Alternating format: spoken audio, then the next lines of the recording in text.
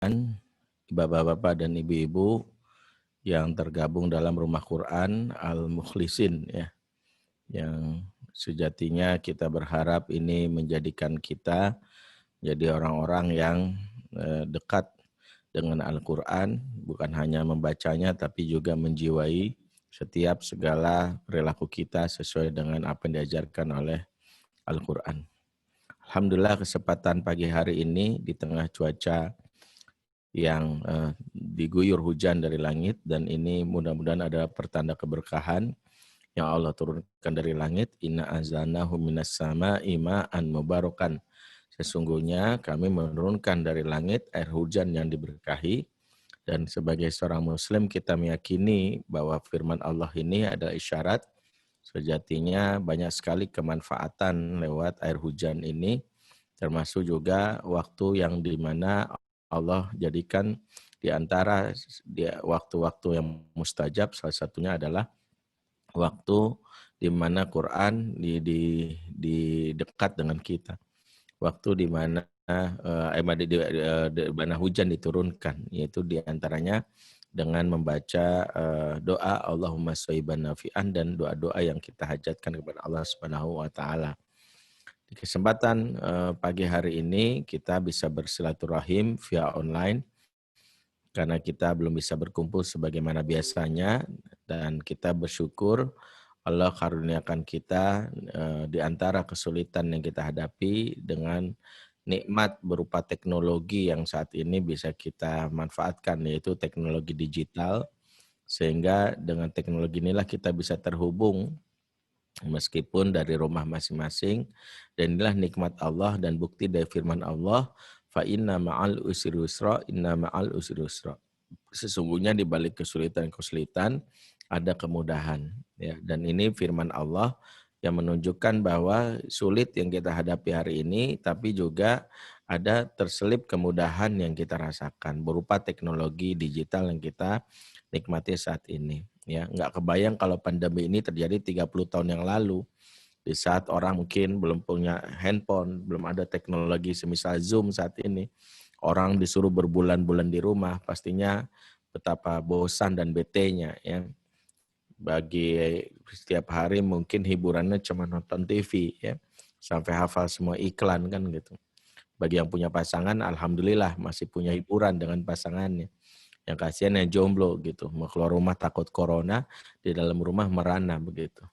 Tapi alhamdulillah hari ini nggak terjadi karena kita bisa tetap terkoneksi meski dari rumah masing-masing. Ibu dan Bapak yang dimuliakan Allah, para wali santri dari Rumah Quran Al-Mukhlisin dimanapun saat ini berada.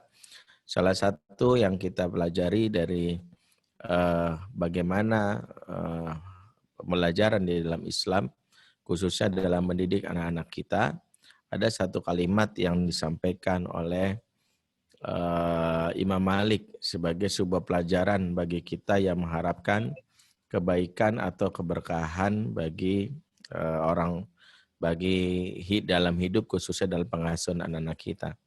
Imam Malik mengatakan suatu kalimat yang sangat populer dan ini menjadi rujukan semua ahli-ahli pendidikan yang berbasis Islam. Beliau berucap, lan yasluh akhiru hadil ummah illa ma usliha awaluha. Tidaklah mungkin generasi akhir zaman diperbaiki kecuali mengikuti bagaimana generasi terdahulu telah diperbaiki. Jadi Imam Malik membuat sebuah formula bagaimana membangun generasi di masa depan. Salah satunya adalah jangan melupakan bagaimana generasi yang rusak yang ada di zaman Rasulullah bisa diperbaiki dari yang rusak luar biasa menjadi generasi yang gemintang. Bahkan dipuji dalam Al-Quran sebagai sebaik-baiknya generasi. Kuntum khairu ummah. Kalian adalah generasi yang terbaik. Padahal dahulunya mereka adalah generasi yang hina, asfalas safilin. Mereka benar-benar hina karena tidak memiliki lagi adab. Ya, kezoliman merebak di mana-mana, wanita yang tidak dimuliakan, bahkan dilecehkan dan dihinakan. Tapi begitu Islam datang, begitu luar biasanya generasi ini.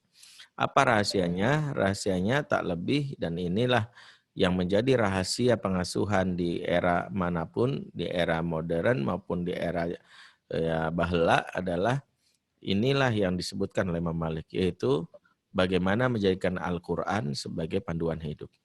Sehingga ketika sekarang muncul giroh, bagaimana setiap kita memunculkan giroh terhadap Al-Quran, maka ini adalah kerinduan kita akan munculnya generasi yang hebat, generasi yang emas seperti yang disebutkan oleh Imam Malik tadi, bahwa generasi yang hebat itu harus merujuk kepada generasi para sahabat yang disebut sebaik-baiknya generasi.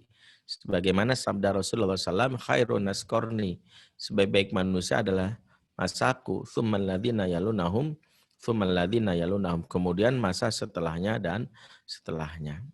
Maka disinilah hal yang bisa menjadi ukuran bagaimana kita menjadikan yang namanya Al-Quran sebagai patokan. Dan ketika Al-Quran dijadikan sebagai asas dalam berkeluarga, asas dalam menjalani peran sebagai orang tua, maka inilah awal dari kebaikan yang disebut al-barokah.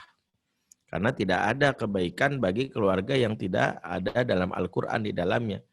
Sebagaimana dalam surat Ad-Dukhan Allah mengingatkan salah satu ayat yang beberapa kali kita dengar, ya, inna anzalnahu fi lailatin mubarakatin.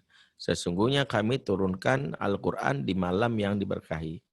Berkata Said Qutb rahimahullah, penulis Fizalil Quran, ayat ini sejatinya menegaskan betapa sejatinya setiap malam itu biasa saja. Ya, setiap malam itu biasa saja. Tetapi ada malam yang istimewa, yang menjadikan malam itu luar biasa. Kapan malam itu disebut istimewa? Yaitu malam yang diberkahi. Yaitu ketika diturunkan Al-Quran. Jadi ketika Al-Quran turun di malam itu, malam yang tadinya biasa aja jadi malam yang istimewa. Yang kita kenal dengan peristiwa yang kita sebut adalah Lailatul Qadar. Karena diturunkanlah Al-Quran di sana. Itulah yang menjadi keistimewaan bagaimana Quran itu mampu membuat malam yang biasa menjadi istimewa. Kalau kita hubungkan dengan keluarga, demikian juga hakikatnya istimewa keluarga biasa aja. Tidak ada yang istimewa. Keluarga-keluarga itu biasa aja. Mau gajinya berapa, mau seromantis apa suami istrinya, mau semesra apa mereka, mau mungkin liburan kemana, biasa aja, nggak perlu kita iri. Tapi ketika di keluarga ini ada Quran, hidup dari Quran, mereka menghidupkan dan membumikan Al-Quran, inilah keluarga yang istimewa. Sebagaimana malam yang tadi menjadi biasa menjadi istimewa, demikianlah keluarga yang biasa menjadi istimewa tersebab Al-Quran. Maka Al-Quran menjadikan sesuatu yang biasa menjadi istimewa. Orang-orang yang tadinya biasa menjadi istimewa dan Al-Quran. Makanya dalam hadis kita tahu, ya khairukum man ta'allama al-Qur'an wa 'allama. Sebaik-baik kamu adalah yang mengajarkan Al-Qur'an dan pelajarinya. Ini adalah versi manusia terbaik, versi Allah dan Rasulnya. Ya, kalau versi on the spot saya nggak tahu ya, versi on the spot atau versi mungkin majalah Time, mungkin ukurannya adalah uang. Orang yang paling influencer berpengaruh, jumlahnya banyak, uangnya banyak, itu ukurannya. Sebaik-baik manusia diukurnya dari itu, dari jabatannya, dari uangnya. Tapi dalam Islam enggak, uang banyak, harta banyak, jabatan tinggi, tapi enggak punya, ya dalam hal ini, interaksi sama Al-Quran, baca malas, enggak pernah belajar enggak juga, mengajarkan apa lagi, maka orang ini enggak ada nilainya sisi Allah Subhanahu wa Ta'ala. Makanya patokan nilai seseorang adalah ketika hidupnya interaksi dengan Al-Quran. Abdullah bin Mas'ud yang mungkin secara fisik, mungkin kita mohon maaf gitu ya, ada bahkan sahabat yang pernah mungkin ya dengan sisa-sisa kejahiliahannya pernah meledeknya. Abdullah bin Mas'ud itu kan betisnya kecil banget kayak batang sapu lidi gitu, kecil banget gitu ya. Diibaratkan seperti itu. Tapi betapa dia dimuliakan oleh Rasulullah, salah satunya adalah karena hidupnya dengan Al-Quran. Beliau menjadi salah satu ulama ya ahlul qura yang ahli dalam masalah bacaan Quran. Beliau ada Abdullah bin Mas'ud. Jadi beliau dimuliakan karena Al-Quran. Jadi manusia yang biasa menjadi istimewa pada secara fisik dia biasa, tapi menjadi istimewa karena Al-Quran. Makanya siapa yang hidupnya dengan Al-Quran, dia akan dimuliakan oleh Allah. Karena kita tahu kemuliaan itu bukan dari manusia. Qulillahumma malikal mulki tu'til mulka man tasya wa tanzil mulka mimman tasya wa tu'izzu man tasya wa tudhillu man tasya. Allah muliakan orang berdasarkan kehendaknya dan Allah hinakan. Cara Allah memuliakan seseorang adalah dengan hiduplah bersama Al-Qur'an. Makanya kalau ada orang hidup dengan Al-Qur'an, keluarga hidup dengan Al-Qur'an, insya Allah dimuliakan dan itu ditinggikan. Nggak usah pakai usaha-usaha, pakai ilmu branding, ilmu marketing, cari follower, beli akun fake, nggak perlu. Allah langsung yang angkat. Dia mungkin sembunyi-sembunyi, nggak mau namanya dikenal, tapi ternyata dengan Quran dia dimuliakan. Kita tahu ya salah satu berita viral seorang anak yang pemulung ya yatim di Bandung, di Garut, yang dia di sela-sela waktunya dia membaca Al-Quran dan dia tidak niat, dia bukan tipikal politisi yang bilang tolong dong bacain dong saya lagi baca Quran. Enggak. Tapi ada orang yang berniat melihat dan akhirnya itulah bagian dari rencana Allah. Orang yang hidup dengan Al-Quran diviralkan oleh Allah dan dia sendiri nggak merasa itu sebagai sebuah keistimewaan. Ini isyarat betapa Quran jika sudah merasuk ke dalam diri seseorang akan mengangkat derajatnya. Karena orang yang berinteraksi dengan sesuatu yang mulia, karena Quran disebut Al-Karim sebagai sesuatu yang mulia, maka siapa yang menempel kepadanya pasti mulia. Karena siapa yang menempel pada pasti mulia. Anak kita mau mulia, pasti tempelkan kepadanya nanti jadi anak mulia. Al-Karim, karena Al-Quran Al-Karim. Maka anak-anak yang mulia bertempel pada Al-Quran. Ya suami mau mulia, bukan disebut karena dia pandai membuat puisi, bukan karena dia pandai merayu, tapi dia dekat dengan Al-Quran. Seorang istri mulia bukan karena dia mungkin ya sekedar jago masak, tapi karena dekat dengan Al-Quran. Sesuatu yang dekat dengan Al-Quran akan menyerupai sifat dari Al-Quran yaitu sebagai Al-Karim, maka dia pun akan mulia diangkat oleh Allah. Makanya siapa yang sudah menjadikan hidupnya dengan Al-Quran, sejatinya dia sudah mencapai derajat kemuliaan. Sehingga nggak perlu minder. Maksud saya begini, kenapa perlu minder? Karena kadang-kadang, mohon maaf gitu ya, saya pernah berapa kali memfasilitasi ta'aruf beberapa ikhwan yang jadi guru TPA gitu dengan bacanya lembut, begitu ta'aruf ya tiba-tiba suruh memperkenalkan diri bahasanya gitu, Afwan ana cuman guru TPA. Wah, saya sebagai fasilitatornya agak tersinggung gitu. Ntar ini bukan cuman gitu. Saya ngomong sama akhwatnya supaya akhwatnya mengatakan bahasa dia yang cuman ini saya harus protes bukan karena dia rendah diri, tapi merendahkan Quran. Guru Quran itu bukan cuman, antum orang yang disebutkan dalam hadis sebagai sebaik-baiknya manusia. Khairukum man ta'allama al-Qur'an wa 'allama, artinya antum bukan lagi cuman, sudah sampai kepada puncak dari obsesi kemanusiaan, yaitu mengajarkan Quran, mempelajarinya. Jadi jangan cuman, kalau cuman itu maaf, misalnya presiden nggak bisa baca Quran, maka bilang, maaf saya cuma presiden. Maaf saya cuma manajer Pertamina, ya, tapi nggak punya yang namanya belajar Quran, baru Anda bilang cuman itu. Kalau Quran jangan bilang cuman, bersyukurlah alhamdulillah saya sudah mengajarkan Quran dan belajar Al-Quran. Alhamdulillah, doain istiqomah. Maka kalau kita melihat ini sebagai sebuah kriteria kebaikan seseorang, maka kita menganggap ini sebagai sebuah puncak dari karir. Anak kita kalau cuman dia, mohon maaf dalam hal ini, ya sekedar dia miskin uangnya banyak, pengusaha, ya dengan bisnisnya menggurita kemana-mana tapi belum banyak interaksi, baca Quran belum bisa, ngajarin Quran juga belum bisa apalagi, maka jangan dianggap sebagai sebuah puncak prestasi. Tapi puncak prestasi adalah bagaimana dengan Al-Quran. Nah inilah kenapa kita harus menjadikan ini sebagai sebuah motivasi diri, bahwa bagaimana membuat keluarga istimewa, salah satunya adalah dengan menjadikan Quran menjadi bagian kehidupan. Pertanyaan bagaimana agar anak-anak kita terbiasa hidup dengan Al-Quran. Yang jelas kita ingin mengenalkan Quran dengan prinsip bagaimana Quran itu sendiri diturunkan. Artinya apa? Quran diturunkan disebutkan minimal dengan apa yang disampaikan Rasulullah. Wa ma arsalnaka illa mubasyira wa nadhira. Tidaklah engkau diutus Muhammad kecuali beri kabar gembira dan peringatan. Jadi Al-Quran itu salah satunya isinya adalah kabar gembira dan peringatan. Dalam surat Al-Ahzab ayat 45 kalau tidak salah Allah juga mengingatkan, ya ayuhan nabi inna arsalnaka syahida wa mubasyira wa nadhira. Wahai nabi, tidaklah engkau diutus kecuali menjadi saksi, pemberi kabar gembira dan peringatan. Betapa Al-Quran memulai dirinya dengan satu kalimat sebagai mubasyirah, sebagai pemberi kabar gembira. Dengan kata lain, jadikanlah interaksi pertama anak-anak terhadap Quran dimulai dengan interaksi yang menyenangkan, interaksi yang membahagiakan. Karena kebahagiaan itu ada cerminan dari wajah Allah yang nampak lewat ayat-ayat kauniyah. Apa wajah Allah yang nampak dari orang tua sebagai ayat kauniyah? Wajah Allah dengan nama Ar-Rahman Ar-Rahim. Allah punya nama Ar-Rahman Ar-Rahim, dan kita sebagai pengajarnya, sebagai orang tuanya, sebagai pendidiknya wajib menampilkan ini. Jangan sampai karena kita ingin mengenakan Al-Quran, Quran digambarkan dengan sesuatu yang bertentangan dengan fitrah manusia, yaitu dengan sesuatu yang menyeramkan. Jadi sampai mohon maaf gitu misalnya, tapi saya yakin ini nggak ada di RQ Al-Mukhlisin. Suatu hari saya diminta melakukan observasi di sebuah lembaga Quran. Tapi alhamdulillah setelah ini ada evaluasi besar-besaran ya. Ada salah satu ustazah yang ngajar Quran dan saya ngelihat ada seorang siswi yang ketakutan gitu. Kemudian dia minta store, ya disebutkan ayatnya masih juz 30. Ya, Al-Fajr. Dan ustazah ini enggak senyum. Al-Fajr.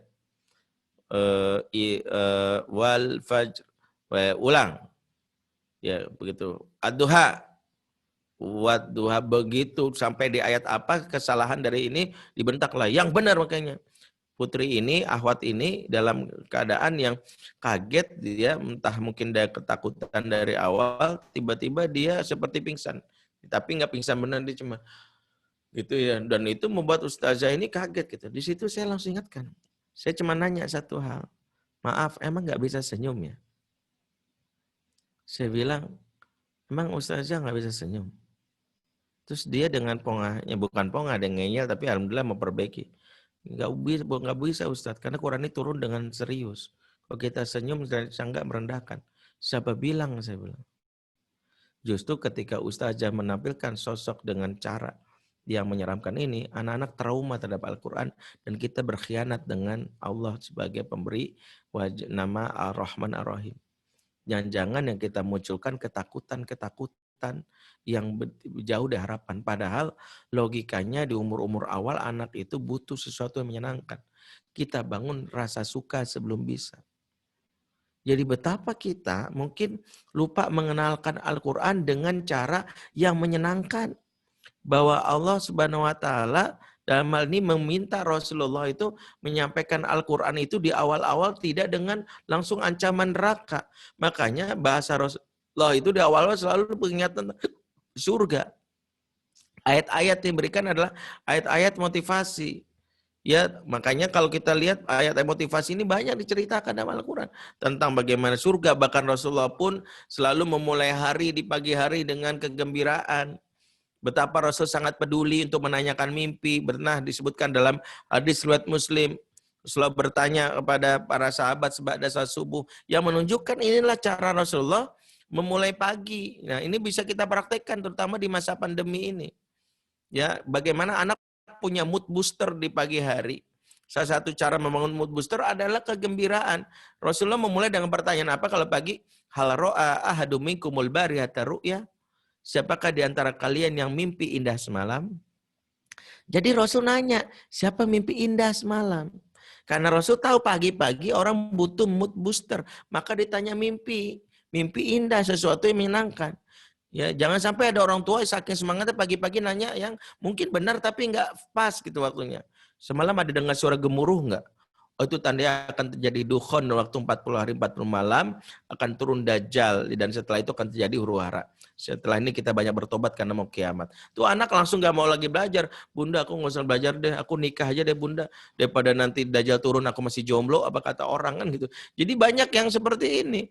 Nggak punya gairah karena bukan berarti kita menolak hadis tentang akhir zaman. Betul hadisnya sahih.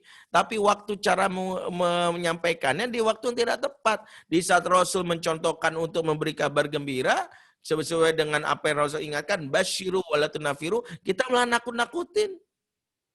Akhirnya anak tidak bergairah. Bahkan Rasul pun ketika ada mimpi yang buruk yang dialami sahabat, Rasul menjadikan mimpi buruk itu trigger untuk menyampaikan kebaikan. Salah satu contohnya, salah satu mimpi yang dialami oleh sahabat bernama Abdullah bin Umar. Ini sahabat yang dia mimpi dibawa keliling neraka oleh malaikat Malik dan menyeramkan sekali. Ya kita pun nggak ada yang mau ya dibawa keliling neraka walaupun free trial gitu, enggak. Dan itu dilihatkan oleh bagaimana oleh Imam Malik betapa menyeramkannya, dan ketika bangun Abdullah bin Umar langsung napasnya tersengal-sengal, dia nggak bisa senyum gitu ya, betapa harinya dianggap mencekam. Dan dia ceritakan ini kepada siapa? Kepada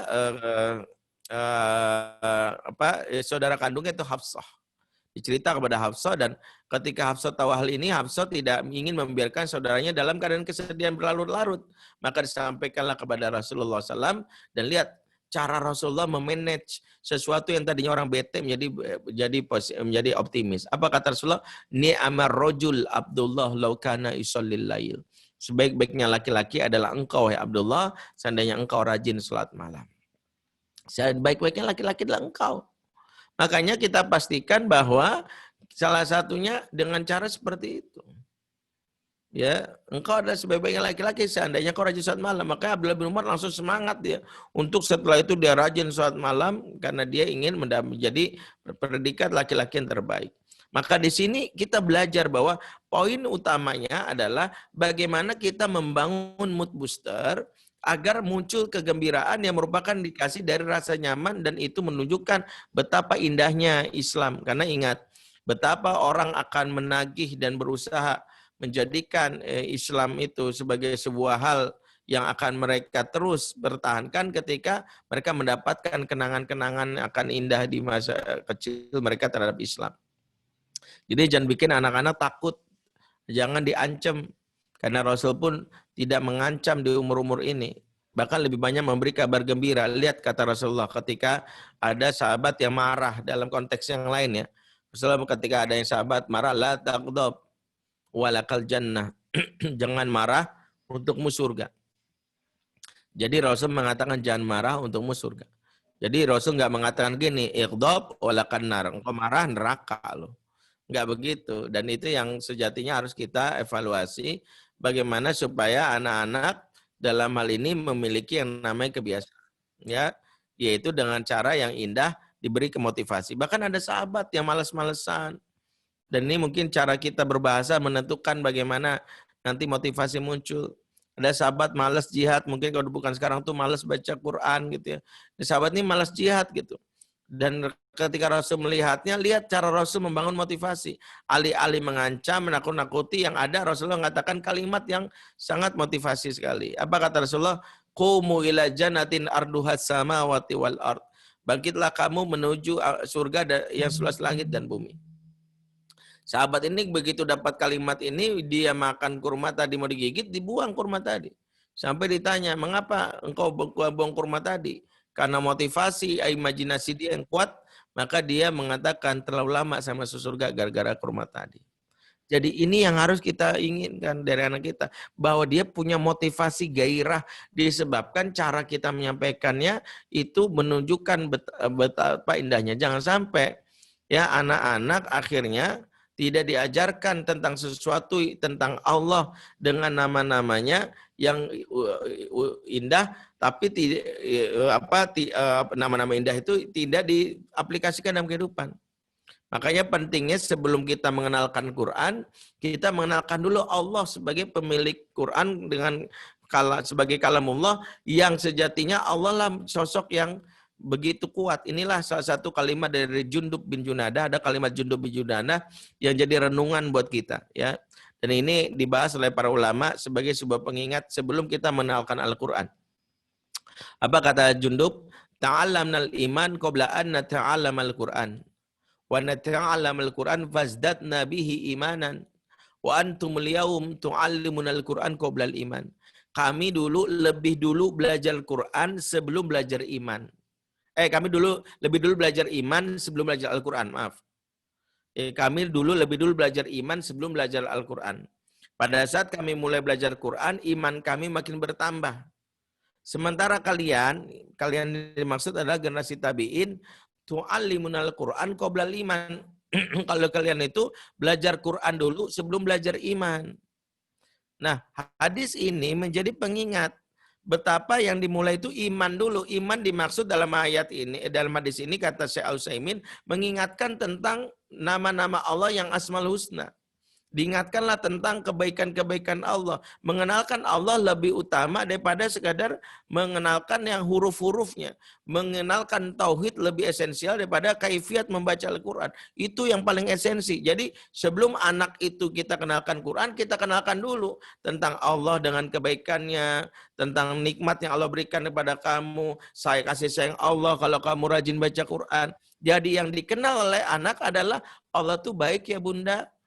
Allah tuh sayang banget ya sama aku ya bunda ya.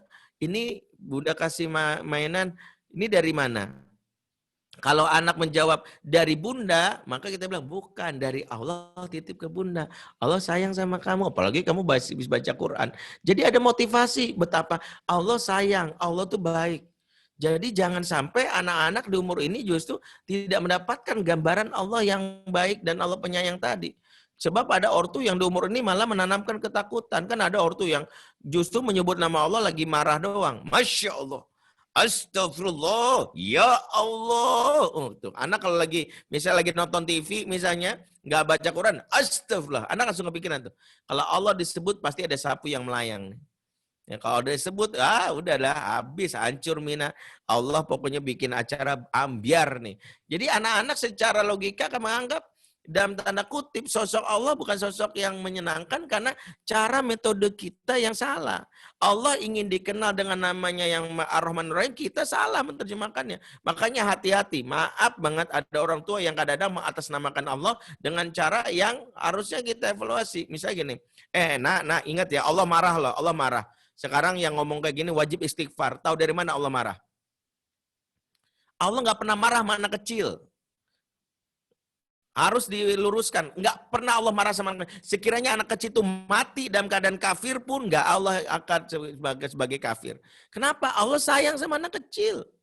Kita aja yang bilang marah. Enak-enakan nyebut nama Allah marah. Kalau sekiranya ada anak kecil berbuat dosa, mati saat itu, kalau Allah marah dimasukkan ke neraka. Hadis menunjukkan nggak ada, Allah tidak akan menghisap anak kecil.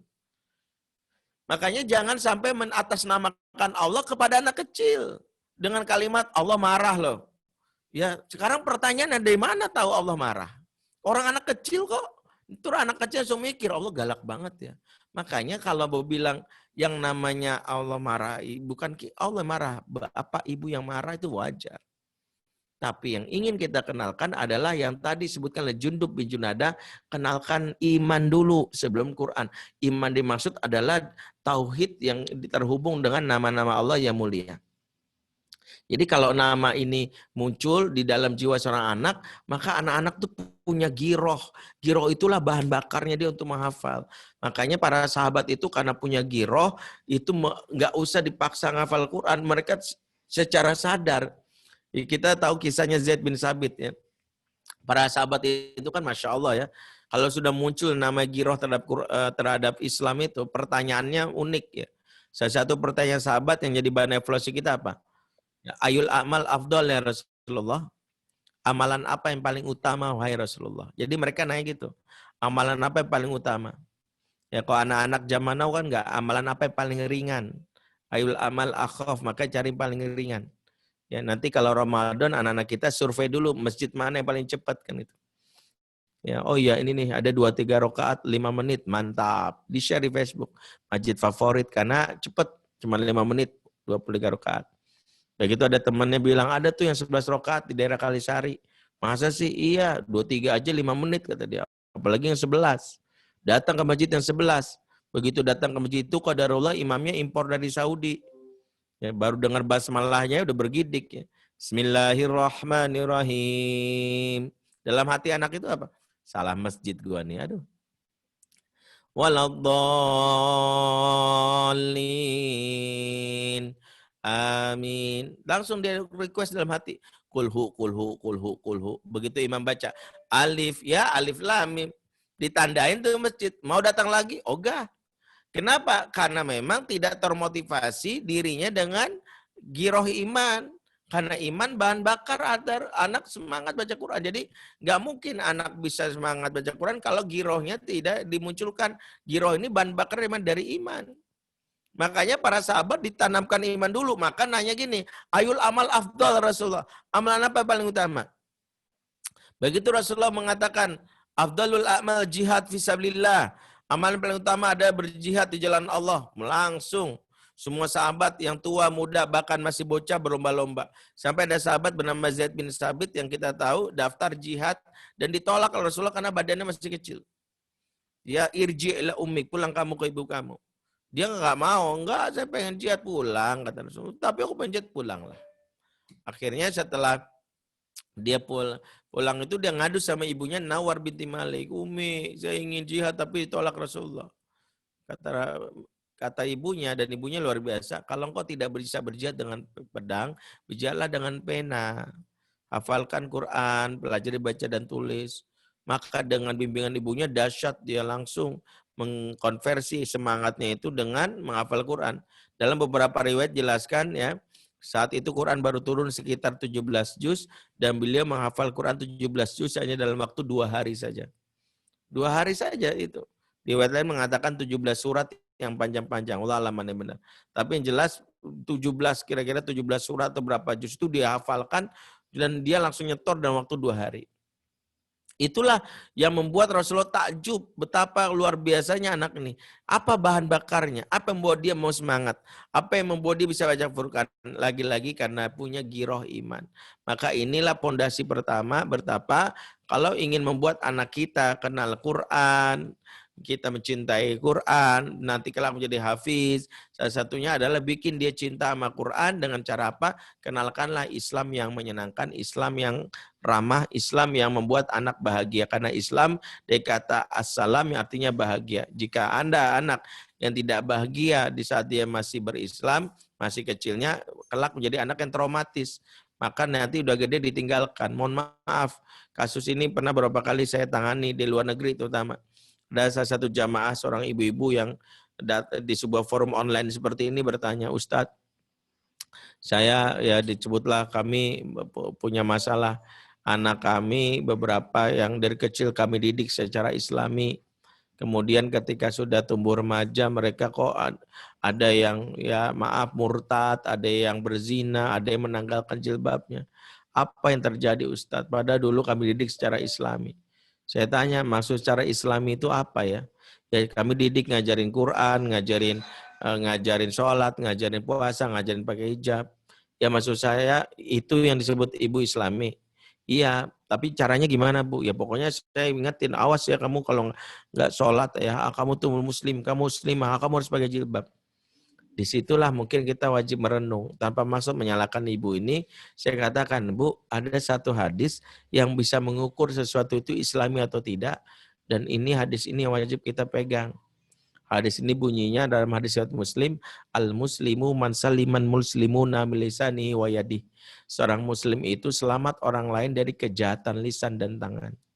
Seorang muslim standarnya ada selamat orang lain dari kejahatan lisan dan tangan.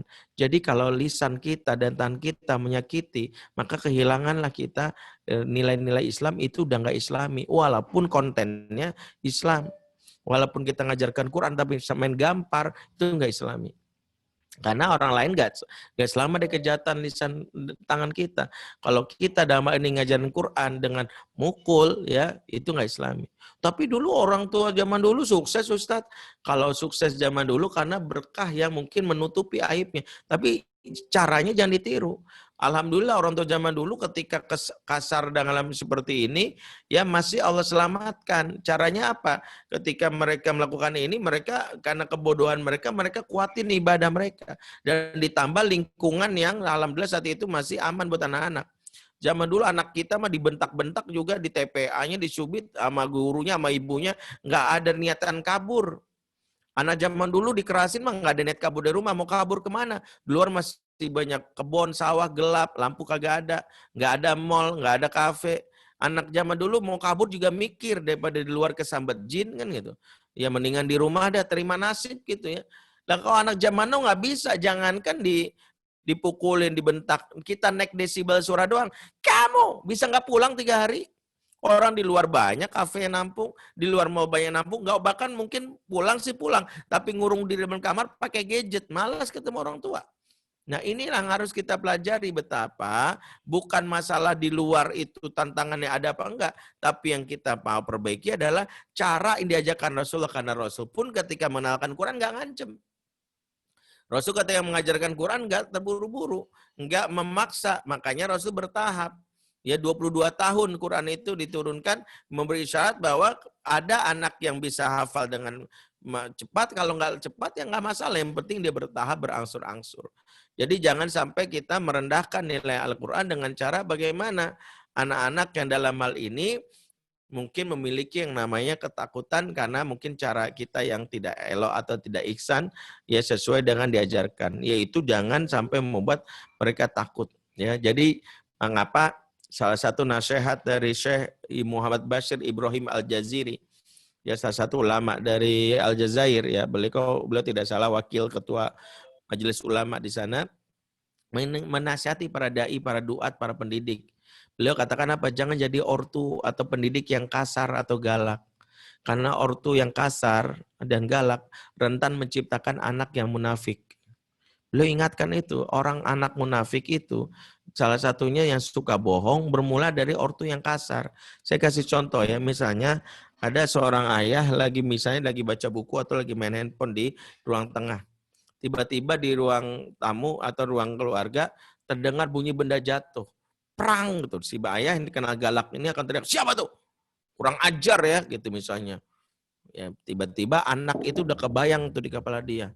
Waduh, habis gue ditabok nih, habis gue masuk kamar mandi, habis gue dicubit nih. Maka dia spontan berdusta dengan kalimat, kucing, aku tadi lihat kucing ayah, tadi kucing nih menjatuhkan. Dia bohong, padahal dia jatuhin. Demi menyelamatkan dirinya, akhirnya dia seperti itu.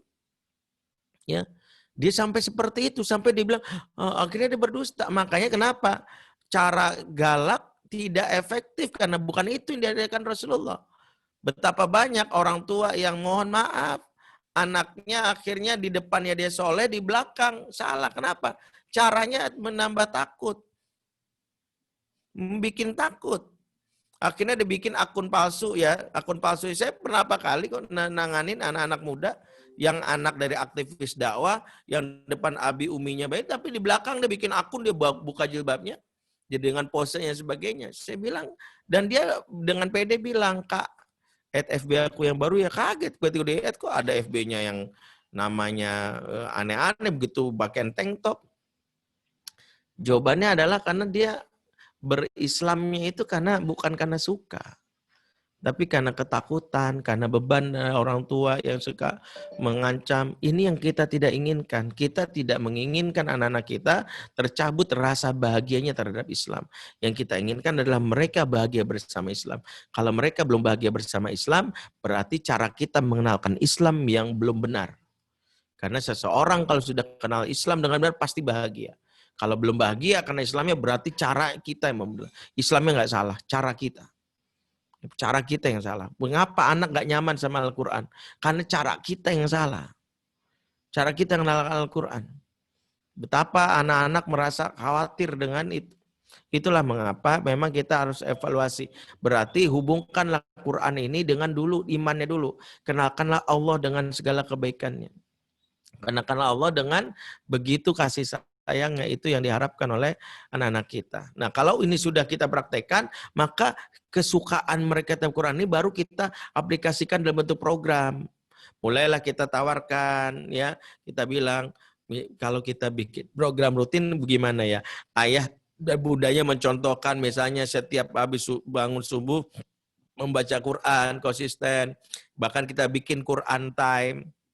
Ya, kita bikin 4 waktu. Nah, namanya anak-anak kan. Nah, ya, pilih 4 ya. 1 baca Quran, 2 murojaah, 3 dengarkan Quran, 4 nambah hafalan. Pilih.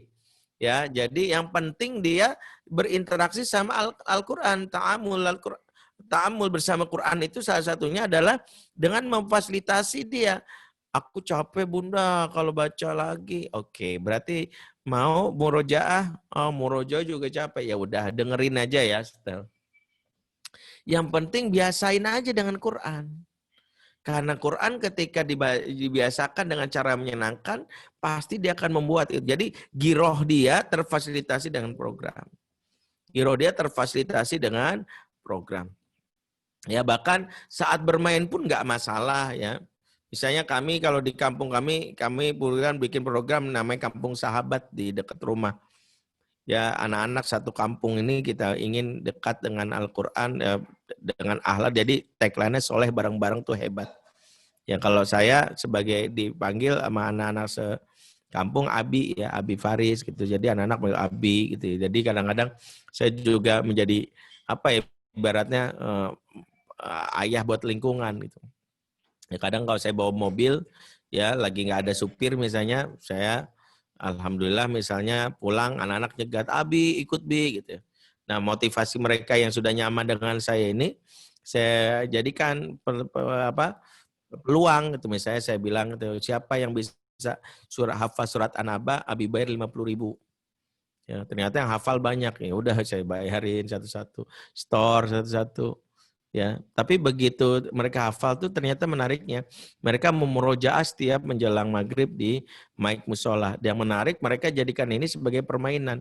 Jadi kalau selama ini misalnya petak umpet 1, 2, 3, 4 enggak, mereka ganti dengan An-Naba 1 sampai 10. Amma yatasaalun anin nabil azim alifi mukhtalifun kala sayalamun thumma kala sayalamun. Teman protes, sudah belum baru 5 ayat. Jadi mereka pun bisa mengganti sesuatu yang sejatinya menguatkan hafalan mereka dengan permainan. Saya teman challenge, ayo An-Naba 110, An-Naba ayat terakhir ya. Ya, innalil muttaqina mafaza hadaika wa An-Naba. Jadi itu mereka praktekkan. Intinya adalah kita menjadikan Quran sebagai sesuatu yang mereka mempunyai kebanggaan dan kegairahan di dalamnya. Dan tentu ini sangat mungkin dipraktekkan kalau di dalam keluarga ayah dan bundanya juga merasakan dengan Quran sebagai sesuatu yang membahagiakan, menyenangkan. Istiqomahan ayah dan bunda dinampak oleh anak. Bagaimana ayahnya juga menambah hafalannya. Jangan sampai ya dalam hal ini anak doang yang minta hafal Quran tapi ayahnya enggak. Tentu usaha ayah dan bunda ini dianggap sebuah kebaikan. Karena betapa banyak orang tua yang sering meminta anaknya tapi dianya enggak. Dan ini enggak fair menurut anak. Dan ini banyak kasusnya. Betapa banyak orang tua yang enggak fair. Dalam doa saja kadang enggak fair. Betapa banyak kita kalau ditanya sering berdoa enggak bunda buat anaknya? Doa. Apa doa buat anaknya? Ya Allah, jadikanlah anakku anak yang soleh, solehah, penghafal Al-Quran. Kan sering kita berdoa begini. Pertanyaannya doa ini benar enggak? Benar, saya bilang. Tapi belum tepat. Loh, maksudnya apa Ustadz belum tepat?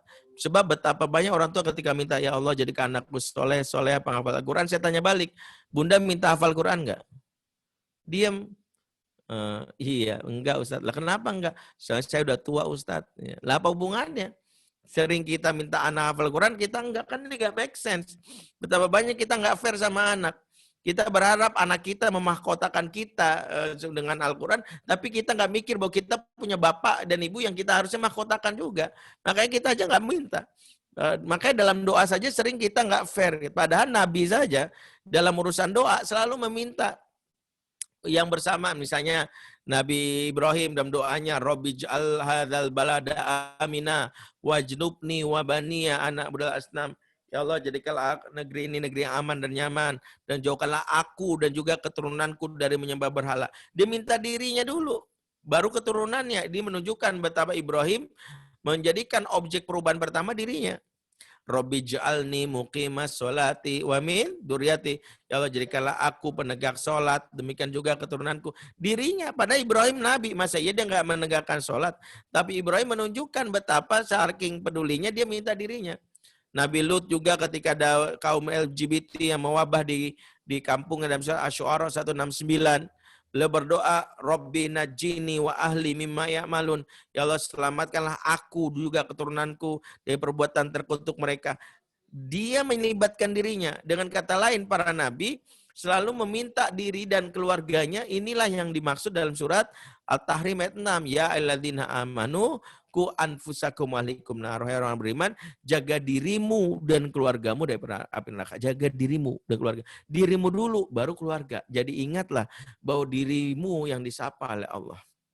Dirimu dulu. Maka ketika kita meminta untuk anak kita hafal Quran, mintalah diri kita dulu. Ini kebalik, giliran anak dimintakan, ya Allah jadikan anakku soleh hafal Al-Quran. Giliran bapak ibunya minta, ya Allah tambahkanlah gajiku, naikkanlah jabatanku. Mudah-mudahan tahun 2024 bisa lolos ke Senayan, ya Allah, nggak usah banyak ya bisa dipilih jadi salah satu caleg gitu. Kita mintanya dunia, anak akhirat, kan nggak fair. Makanya hal yang paling bisa kita lakukan agar fair adalah mulailah dengan diri kita. Dan ketika kita berubah sungguh-sungguh berusaha untuk menjadi hafal Quran, anak akan melihat ayah aja mau belajar menghafal. Makanya dalam kaidah parenting itu adalah parenting ada ilmu mengingatkan kita agar memperbaiki diri sebagai orang tua. Agar kita bisa usaha itu namanya parenting. Jangan anak. Kok anak namanya childrening. Kita belajar parenting. Karena parenting kita. Kalau yang mikirin anak tuh namanya childrening. Kalau parenting itu anak juga ngelihat. Umiku sedang berusaha memurojaah hafalan. Umi sedang berusaha untuk menghafal. Ikut Umi juga yuk. Mau ikut hafal? Ya Umi juga lagi mulai hafal juz 30 nih. Maafin Umi ya. Umi baru ingat nih. Bismillahirrahmanirrahim. Jadi anak melihat kesusahan uminya melafazkan ayat, walaupun uminya masih taksin, tapi kelihatanlah anak, itu membuat anak, aku juga mau, karena kelihatan. Jangan sampai anak ngerasa gak fair lah, gila kita suruh baca Quran, kan uminya malah nonton drama Korea, ya mau Tim Dosan apa Ji Peong, nah uminya malah mikirin itu. Ya bahkan uminya malah gak sempet ya dalam hal ini, untuk baca Quran. Ya, mudah-mudahan ini jadi pengingat buat kita, bagaimana bagi kita menyikapi supaya mendidik anak kita supaya di masa pandemi termasuk masa digital ini selalu dekat dengan Al-Quran. Wallahualam, karena waktunya saya diingatkan sudah 11 sementara diskusi tanya jawabnya sangat terbatas waktunya. Silakan jika ada diskusi kami serahkan kepada MC untuk memulai. Billahi taufiq wal hidayah. Assalamualaikum warahmatullahi wabarakatuh. Waalaikumsalam warahmatullahi wabarakatuh. Wah, jazakumullah khairan jazak kepada Ustadz Haji Benri atas pencerahannya nih ya pada kita semua sebagai orang tua, sebagai pendidik gitu ya. Dan tadi ya seperti yang disimpulkan bahwa lebih bagaimana sih ya anak-anak itu bisa berinteraksi dengan Al-Quran, bagaimana caranya ya, bagaimana kita interaksi dulu yang menyenangkan dengan Al-Quran ya, bagaimana orang tua membimbing anak-anak untuk anak-anak itu bisa berinteraksi dengan Al-Quran dengan menyenangkan, dengan cara menyenangkan, karena Allah menurunkan Al-Quran sebagai kabar gembira. Kemudian lebih dulu belajar iman daripada Al-Qur'annya. Jadi mengenalkan Allahnya dulu, biar anak itu tahu bahwa Allah itu Maha Pengasih, Maha Penyayang. Allah itu sayang sama kita, ya. Kemudian baru timbul rasa suka, rasa senangnya anak berinteraksi dengan Al-Qur'an. Lalu membuat program waktu untuk berinteraksi dengan Al-Qur'an bersama keluarga, ya, bersama dengan keluarga. Nggak cuma anaknya aja yang disuruh gitu ya, Ustadz ya. Kemudian berubah sama-sama. Ya, antara orang tua dan anak itu berubahnya sama-sama bareng-bareng. Jangan cuma didoain anaknya, tapi mendoakan juga untuk diri sendiri. Nah, sudah ada pertanyaan dari beberapa penanya, dari peserta. Ganti-gantian aja yang dari dulu satu terus taruh. Baik. Apakah ada yang mau bertanya secara langsung? Boleh. Kalau ada, boleh nyalakan mikrofonnya. Halo, Assalamualaikum. Waalaikumsalam warahmatullahi wabarakatuh. Ya, silakan. Ya. Assalamualaikum warahmatullahi wabarakatuh. Perkenalkan, nama saya Irena Juniatin. Jadi begini, Ustadz, saya ingin bertanya. Jadi kan seperti yang kita tahu bahwa kondisi anak-anak maupun remaja zaman sekarang tuh sangat mengkhawatirkan gitu, jauh-jauh dari nilai Islam. Nah, yang saya ingin tanyakan tuh, bagaimana sih peran orang tua dalam menghadapi situasi ini, sedangkan orang tua sendirinya pun masih kurang gitu dalam mengamalkan nilai-nilai Islam. Coba Seperti Mbak Iren. Nyalain nyalain videonya Mbak Iren. Ntar dulu, sebentar. Ya, baik, itu pertanyaannya ya. Baik. Cukup ya. Silakan Ustadz ya. Baik. Ya, kekhawatiran kita terhadap kondisi anak-anak yang di luar dengan jauh dari nilai Islam, itu pula yang diingatkan Allah dalam surat An-Nisa ayat 9. Makanya Allah memulai dengan wal yakhshal ladzina law taraku min khalfihim dzurriyyatan di'afan, ya. Hendaklah kalian takut kepada Allah, orang-orang yang sekiranya meninggalkan di belakang mereka anak-anak yang lemah, yang kita khawatirkan itu. Yang anaknya lemah itu yang kita sebutkan para ulama ada 3. Ad-dha'fu 'alal masyaqqah, ad-dha'fu 'alal syahawat, ad-dha'fu 'alal ghadab. Lemah menghadapi ujian kesulitan, lemah menghadapi ujian syahwat, lemah menghadapi ujian kemarahan. Mereka generasi yang lemah, yang tadi disebutkan oleh Mbak Irene tadi. Nah, untuk kondisi di mana kita takut terhadap kondisi seperti ini, Allah kasih solusi. Solusinya cuma 2, dan kalau solusi ini kita mengikuti insya Allah. Pertama adalah falyattaqullah, bertakwalah kepada Allah. Mau nggak mau, kekhawatiran-kekhawatiran ini bisa selesai kalau kita menyandarkan kepada Allah. Bahwa sejatinya tidak ada yang berkuasa terhadap hidayah anak kita kecuali Allah. Allah juga menjaga anak kita. Kita nggak mungkin jadi orang tua kayak Rexona setia 24 jam gitu, nempel setiap saat. Kan nggak bisa ya. Yang bisa kita lakukan, kita menyerahkan kepada Allah. Disitulah peran seorang muslim. Bahwa Ibrahim tidak bisa mendampingi Ismail terus-terusan. Tapi kekuatan spiritualnya dalam doanya itu yang jaga Ismail ketika ditinggalkan. Maka mutlak kalau kita sadar kekhawatiran terhadap penggaulan zaman sekarang, kita kuatkan diri kita. Ibadah kita sama Allah bagaimana? Karena menjadi ortu zaman now, gak bisa sekadar ngandelin teknis. Mohon maaf, ortu zaman now itu rajin banget ikut kajian parenting. Duduk paling depan. Buku parenting mahal-mahal, beli, download gak penting, mahal pun jadi. Kemudian apalagi ya, audiobook dikumpulin, workshop dihadirin. Tapi sholat malam ya malas, tilawah Quran gak pernah. Ambrol. Ya, makanya nggak bisa begitu, kuatin. Karena di antara semua usaha kita tetap kuasa Allah lebih utama. Mayyahdihillah fala mudhillalah wa mayyudlil fala hadiyalah. Kita nggak punya kuasa untuk memberi hidayah. Makanya kata Allah, innaka la tahdi man ahbabta walakin Allah yahdi may yasha. Kamu nggak punya kemampuan untuk memberi hidayah kepada orang kamu sayang. Allah yang ngasih hidayah. Tugas kita apa? Menyandarkan sama Allah. Sehebat-hebatnya Nabi Nuh, anaknya kafir. Apakah Nabi Nuh gagal? Enggak.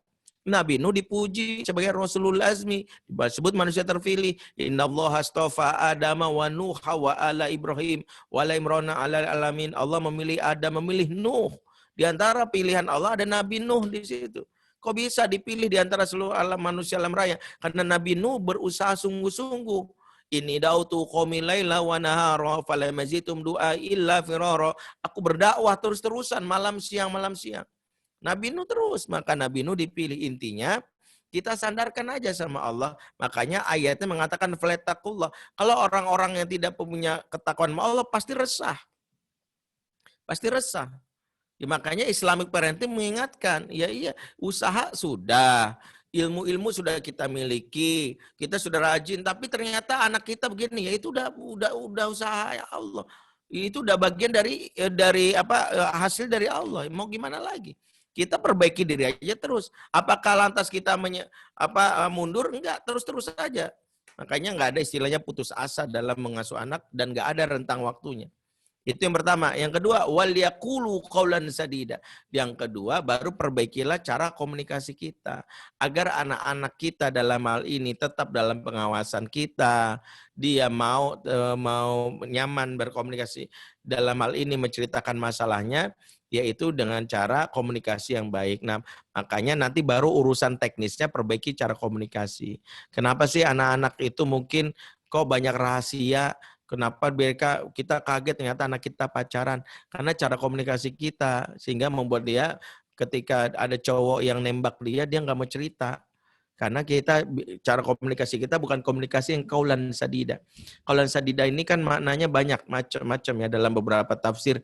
Al-Baghawi menyebutkan as-sadid ya qaulan sadida maknanya as-shawab, yaitu kalimat yang tepat. Makanya kalau kita tepat berbicara kepada anak, tepat ini maknanya 3, tepat secara usia, tepat tepat secara gender, secara jenis kelamin. Yang ketiga, tepat secara konteks ya, al-waqi'. Jadi kalau kita ngomong anak laki-laki harus tahu ilmunya. Laki-laki berbeda sama perempuan. Walisadda kalukan unsa, itu juga ada ilmunya. Makanya untuk mendalaminya ya kalau mau bergabung ada sharing class mendidik anak laki-laki yang kami bikin setiap hari Selasa, Rabu dan Kamis ya, dan juga mendidik anak perempuan bergantian setiap pekan jadwalnya ya, bersama saya ada Ayah Irwan Rinaldi dan ada Kak Hilman Al-Madani. Kalau besok tema kita membahas tentang membayar utang dan membasuh luka pengasuhan. Jadi luka pengasuhan dan utang itu juga salah satu yang dialami anak-anak dan ternyata harus kita basuh lukanya. Kalau utang harus kita bayar. Itu juga kita pelajari lebih mendalam karena ada dari sisi psikologis. Itu besok tanggal 8 dan 10 Desember, dipotong tanggal 9-nya karena kita menghormati yang sedang pilkada di beberapa daerah. Ya kalau Jakarta enggak. Jadi kita biasanya tanggal 8, 9 atau 9, 10 kita undur jadi 8 dan 10. Ya kelasnya ada kelas siang dan kelas malam. Kalau ingin bergabung silakan. Nah, intinya pendidikan yang kita inginkan untuk anak-anak kita salah satunya adalah kita 2 yang kita harus kuasai, dan ini merangkum seluruh ilmu parenting. Jadi ilmu parenting itu cukup modulnya 2. 1 modul ketakwaan, 1 modul komunikasi. Jadi pelajarilah 2 hal itu, insya Allah anak-anak kita adalah ini mudah untuk bisa dalam kendali kita. Wallahu a'lam bishawab. Ya, terima kasih Ustaz. Itu penanya pertamanya. Yang kedua, ini dari Ibu Heni. Assalamualaikum Ustadz, izin bertanya, merujuk hadis yang tadi disampaikan tentang iman dulu baru belajar Al-Quran. Yang pertama, apa batasan kita menyampaikan perkara iman sehingga kita bisa masuk untuk mengajarkan Al-Quran secara intens? Kemudian yang kedua, bagaimana niat orang tua agar anak-anak menghafal 30 juz, tapi secara iman belum maksimal tersampaikan? Ya.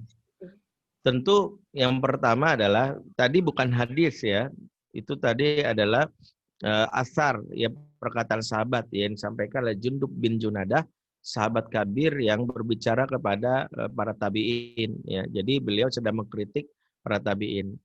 Yang pertama ada kalimat ini sejatinya bukan menunjukkan bahwa tuntaskanlah iman kemudian baru dalam hal ini baca tidak.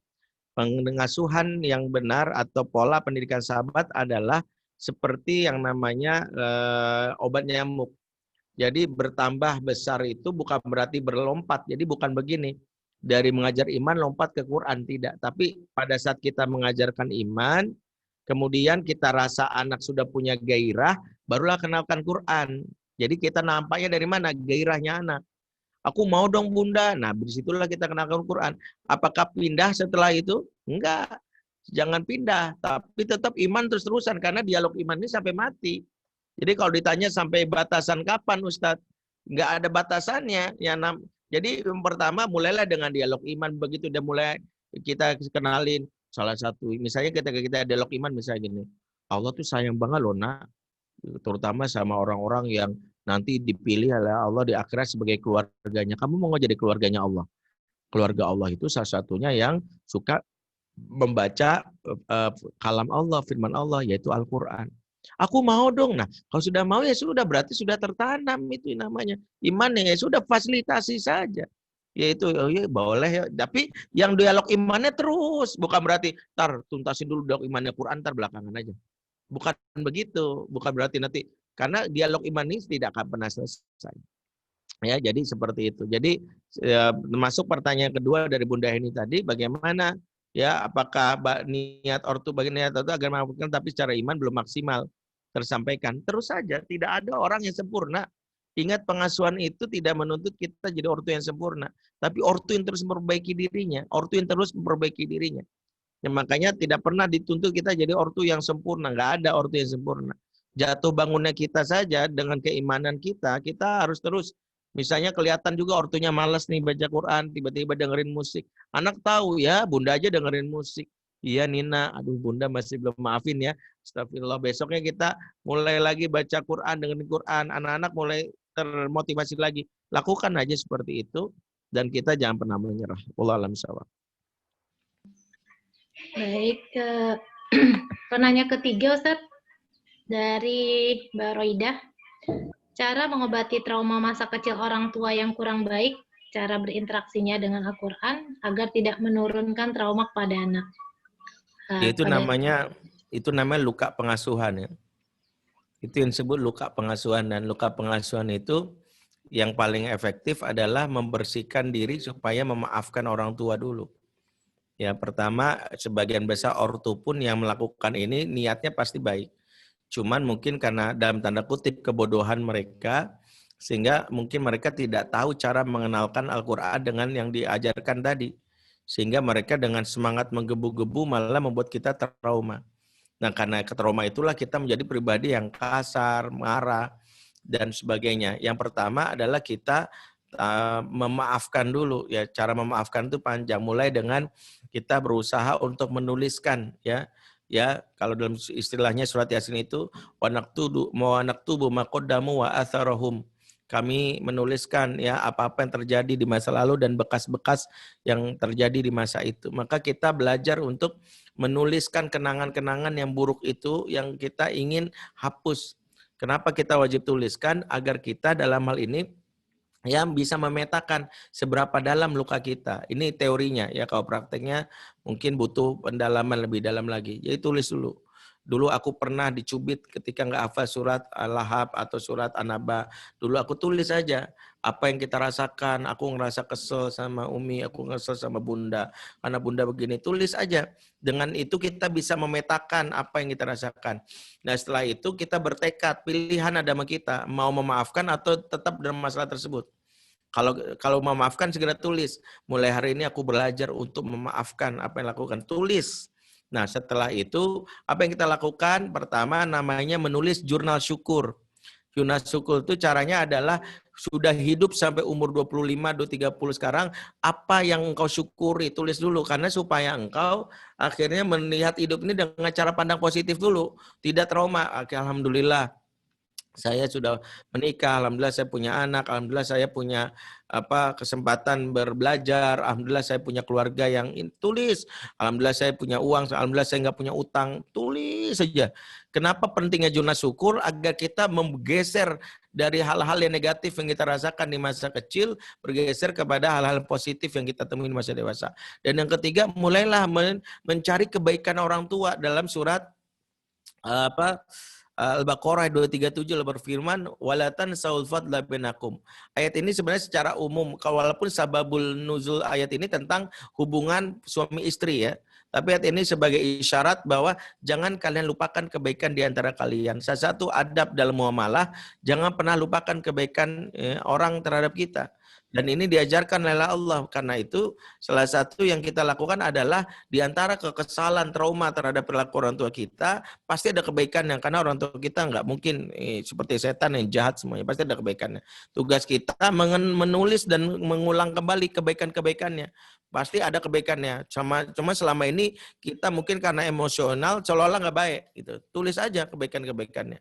Apa kebaikan-kebaikan itu yang kita aplikasikan? Ya tulis. Nah itu nanti kita aplikasikan di dalam setelah kita mulai merasakan kebaikannya, barulah kita merasakan oh ternyata selama ini yang kita anggap orang tua yang dalam tanda kutip kasar, ternyata dia enggak sepenuhnya seperti itu baik kok, dan kebaikan itulah yang akan menghapuskan traumanya. Itulah disebutkan dalam surat Hud ayat 114, innal hasanat yudhibnas sayiat. Sesungguhnya kebaikan yang banyak akan musir as-sayiat.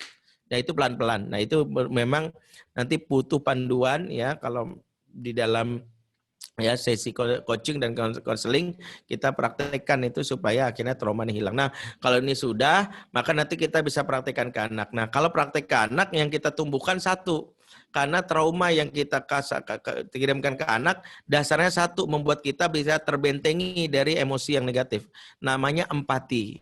Sikap empati yang lebih yang kita miliki, cinta yang kuat akan mengalahkan namanya emosi. Ingat, kemarahan itu lawannya bukan kalem. Dalam Quran kemarahan lawannya empati. Ya, surat Al-Imran ayat 134, alladzina yunfiquna fis sarai wad dharai wal qaziminal ghaiz wal afin 'anil nas. Itu orang-orang suka bersedekah di saat lapang dan sempit. Artinya ini orang empati tingkat tinggi. Sedekahnya nggak cuma di sempit doang.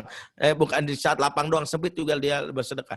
Yang kedua, dia menahan amarah. Yang ketiga, dia memaafkan kesalahan orang lain. Maka tiga sifat ini kata para ulama tergandeng. Siapa yang suka bersedekah alias empati tingkat tinggi, niscaya dia bisa menahan amarah, niscaya dia bisa memaafkan kesalahan orang lain. Sebaliknya orang yang sulit memaafkan, pasti dia emosional dan pasti pelit. Jadi kalau ada ibu-ibu cerita, Ustadz kenapa ya suami saya kok marah-marah mulu, pasti pelit, Bu. Kok Ustadz tahu? Emang begitu, orang pelit gampang marah. Ya, kalau dia gampang marah, dia dendaman. Makanya cara terapi membuat kita nggak gampang marah adalah kita melatih sifat empati. Salah satu latihannya dalam Quran apa? Suka bersedekah di saat lapang dan sempit. Wallahu a'lam bishawab.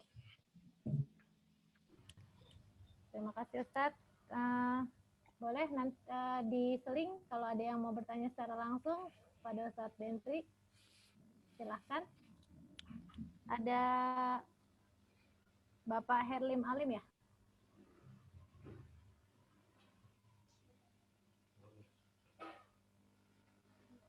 Silakan dinyalakan mikrofonnya.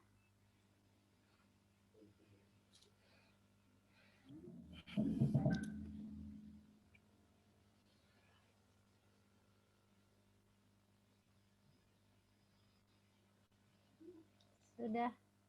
Ya. Ya. Assalamualaikum warahmatullahi wabarakatuh, Ustaz. Assalamualaikum warahmatullahi wabarakatuh. Mohon maaf, Ustaz, ini mewakili ada beberapa pertanyaan yang memang khususnya dari rekan-rekan saya juga ingin menanyakan bagaimana kiat-kiat supaya kita senang untuk menghafal Al-Quran, yang mana kita bisa berikan kembali kepada anak-anak kita, supaya hafalan kita juga bisa langgeng gitu, Ustaz. Soalnya biasanya nih orang yang males untuk menghafal Quran tuh sebab karena dia belum suka, belum senang, terus gampang hilang. Menghafalin ayat pertama udah hafal, yang kedua hafal, pertamanya hilang lagi. Itu apa memang karena ada berbuat maksiat? Karena pernah saya dengar Quran itu bisa suka hilang karena kesalahan kita, kita suka berbuat maksiat. Apa karena itu atau karena kita kurang cinta dulu, kurang senang dulu? Jadi saya mohon kiat-kiatnya, Ustadz. Iya. Kalau tadi kiat untuk menghafal dan mencintai, kalau mencintai itu pertanyaannya bukan how ya, tapi why. Why? Ya. Jadi kenapa kita harus mencintai, dan disitulah kita mencari sebanyak-banyaknya why. Tulislah apa yang membuat kita bisa menumbuhkan cinta. Dan itu memang kita tuliskan, kalau perlu kita tempel saat kita berhias. Cari spot lokasi, yang lokasi itu kita paling sering ada di situ dan mata sering memandang. Pengalaman saya, emak-emak paling ada di depan ya cermin kan gitu ya. Karena emak-emak paling sering di depan cermin, maka bikin hal-hal yang membuat kita mencari 1001 alasan ya, walaupun nggak mungkin sampai 1001 kita tulis, mengapa kita menghafal Quran. Ya, satu gitu ya, kita ingin menjadi keluarganya Allah. Ya, dua, kita ingin menjadi orang yang misalnya bisa memahkotakan orang tua kita. Tiga, tulis itu. Tempel, karena dengan itulah membuat kita akhirnya diingatkan. Karena ingat, menumbuhkan suka nggak bisa how, tapi why. Sebanyak why yang kita kumpulkan, sebanyak itulah punya namanya motivasi. Makanya para sahabat itu mencari why. Wahai itulah yang membuat mereka. Kenapa mereka gini? Karena aku ingin dekat dengan engkau ya Rasulullah. Ketika dia bertanya, kenapa lagi? Karena aku ingin bersama engkau Rasulullah. Al-mar'i ma'aman ahab. Seorang bersama seorang di akhirat. Maka aku bersama engkau. Ya, jadi dia punya motivasi itu. Kenapa para sahabat menghafal Al-Quran? Karena disebutkan bagaimana kemuliaan Al-Quran. Mereka memahami ini. Maka siapapun yang ingin menginginkan itu, konkretnya segera tulis, tempel di tempat yang kita biasa dalam hal ini ya berinteraksi mata kita. Kalau kita nggak nempel, kita pasti lupa lagi. Itu membuat kita males. Karena itu kita butuh reminder kita, hafalan kita terbatas tadi. Mau ngafalkan Y-nya aja kita repot. Ya, beda kalau kita Ustadz Adi Hidayat, kita langsung ingat gitu. Kita enggak. Karena kita itulah kita butuh yang namanya reminder ditulis. Ya, misalnya Bunda berhasil mengumpulkan nih misalnya 15 alasan kenapa harus menghafal Al-Qur'an. Ditulis. Ya, 15 kalau bisa 20 alasan tulis. Nanti kita akan membaca dan kita punya gairah yang paling penting. Itu yang membuat seseorang punya balasan seperti itu. Yang kedua, rasa malas itu yang memang dimiliki oleh kita, memang nggak ada obat lain kecuali paksain. Ya, karena itu malas itu dibawa paksain.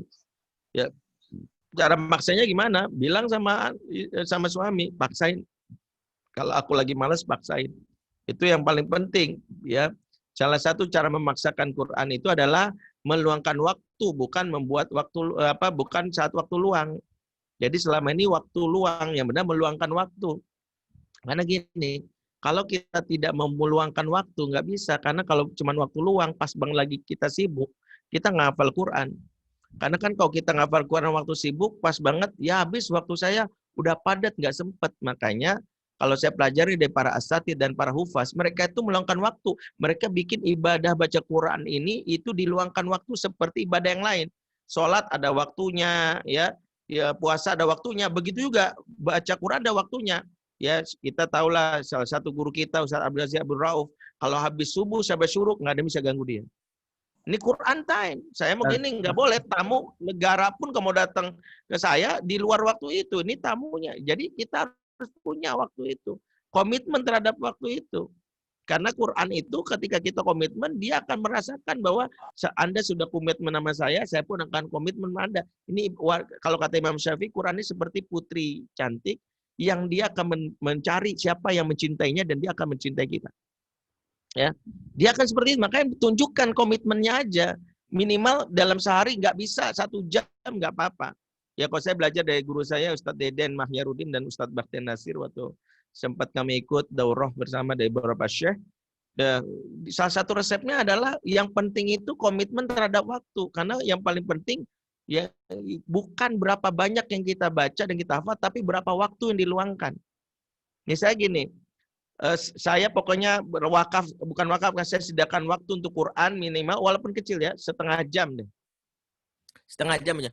Setengah jam itu ada orang yang setengah jam dengan membaca bisa 100 ayat. Karena cepat. Ada yang cuma 10. Nilainya mana?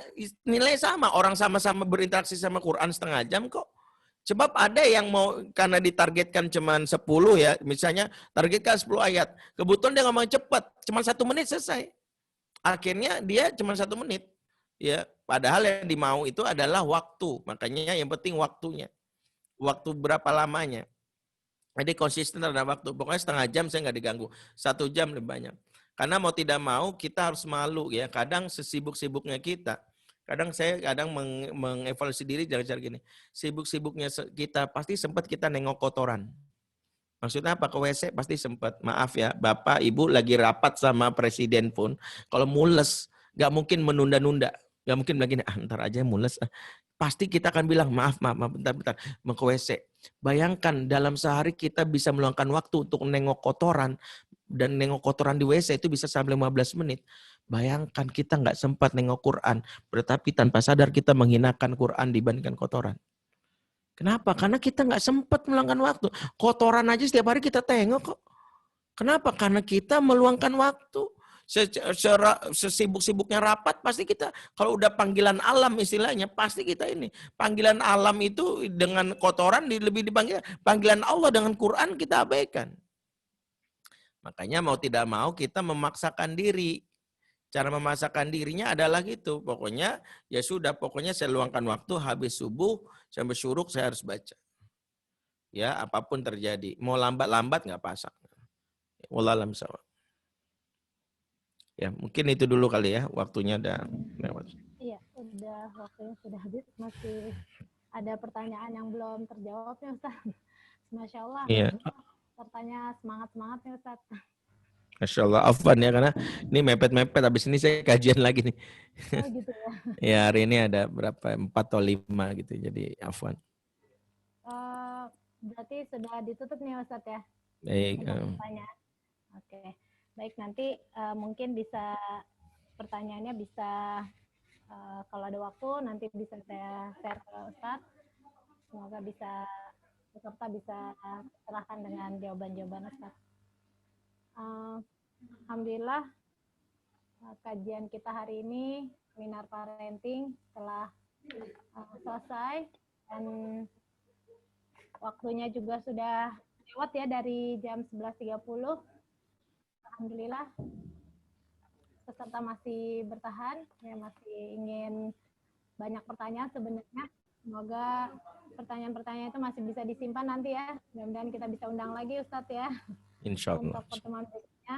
Dan Masya Allah ini sebenarnya bukan hanya santri, orang tua santri dari RK Al-Mukhlisin Ustadz, tapi juga dari berbagai penjuru ini. Nah, kita simpulkan hari ini materi yang disampaikan oleh Ustadz, bagaimana kita memotivasi diri kita dulu gitu ya, orang tua bisa memberikan contoh yang terbaik bagi anak-anak kita jika anak-anak ingin kita kondisikan untuk bisa senang berinteraksi dengan Al-Quran. Maka kalau orang tuanya harus tadi seperti Ustadz bilang harus dipaksakan gitu ya untuk diri sendiri. Tapi untuk anak-anak tidak seperti itu gitu ya Ustadz ya. Anak-anak penuh dengan senang ya mencintai Al-Quran sebagaimana dia mencintai Allah. Baik, demikian saja seminar parenting yang kami persembahkan bertema membumikan Al-Quran dalam keluarga di era digital. Semoga kajian hari ini membawa pencerahan buat kita semua, tidak hanya sampai di kepala kita, tapi di hati kita dan pada amal perbuatan kita.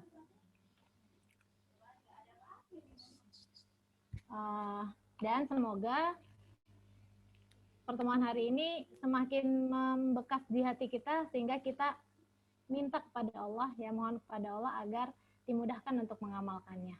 Amin ya rabbal alamin.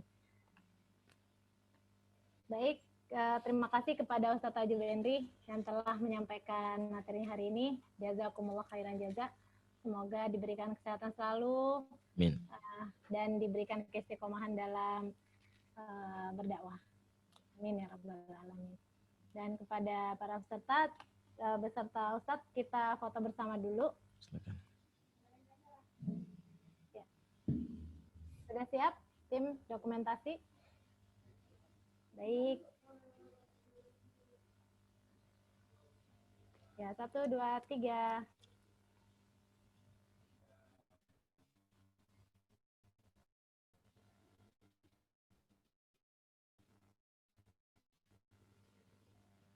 Lagi, mohon maaf ya karena peserta yang banyak slide-nya. Ada berapa ini? 5 slide ya? Oke. Baik, 1, 2, 3.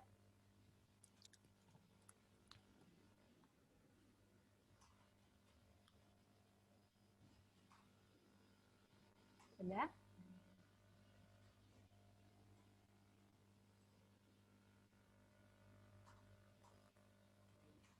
Sudah selesai? Baik, sudah ya. Satu lagi, udah? Masih ada nggak? Satu lagi. Oke, masih bertahan smile-nya.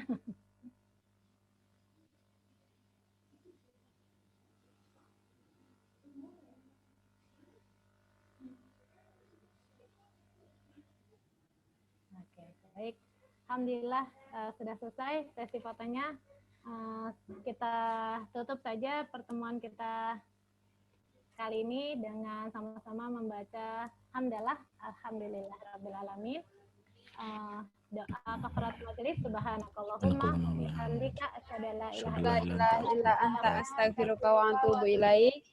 Terima kasih banyak atas partisipasinya. Nanti info menyusul di grup.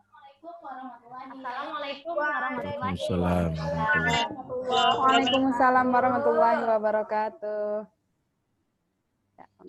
Mohon maaf bila banyak kekurangan di sana sini ya, Bapak Ibu. Ya Pak, dilanjutkan. Terima kasih jasa atas kehadirannya.